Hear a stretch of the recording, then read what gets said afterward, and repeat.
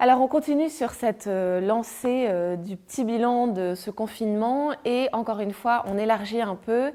J'avais envie que vous vous posiez et que vous puissiez, enfin je dis vous mais moi aussi d'ailleurs, qu'on se pose pour réfléchir sur plus précisément dans le domaine du couple, sur ce que votre conjoint a pu vous dire plusieurs fois, alors pas simplement pendant le confinement bien évidemment, mais de façon générale depuis que vous vous êtes rencontrés, une petite chose ou peut-être plusieurs choses que votre conjoint aurait pu vous dire qui a été un peu récurrente, c'est-à-dire que c'est revenu plusieurs fois depuis le début de votre relation, de petits points que vous pourriez améliorer.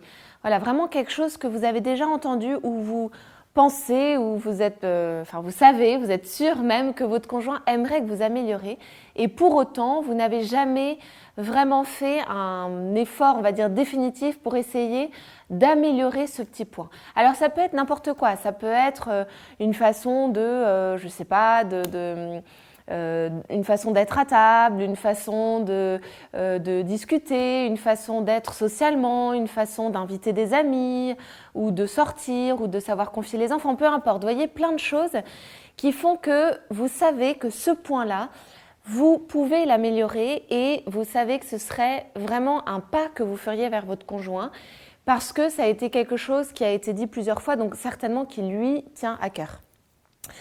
C'est important je vous dis ça, c'est important de se poser parce que parfois on l'entend, on se dit oui, je vais essayer de faire un effort, je ferai attention. Il y en a même qui vont me dire mais si c'est un effort, ça veut dire que c'est pas spontané, moi je suis comme ça, c'est tout, faut qu'on m'aime avec ce que je suis.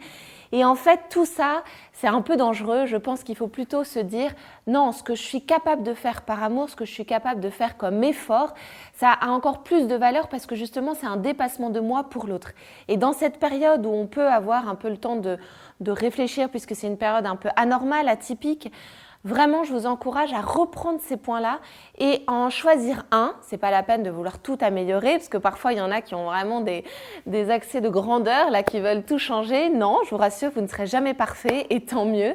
Mais de choisir un point que peut-être on ne vous a pas demandé récemment, mais vous savez que c'est pour votre conjoint. Vous pouvez lui en parler, vous pouvez lui montrer ou alors ne pas lui en parler, mais il ou elle le verra naturellement. Mais c'est important aussi que l'autre, ce soit un point que l'autre puisse voir pour voir à quel point vous êtes capable de vous dépasser par amour. Voilà, bon courage.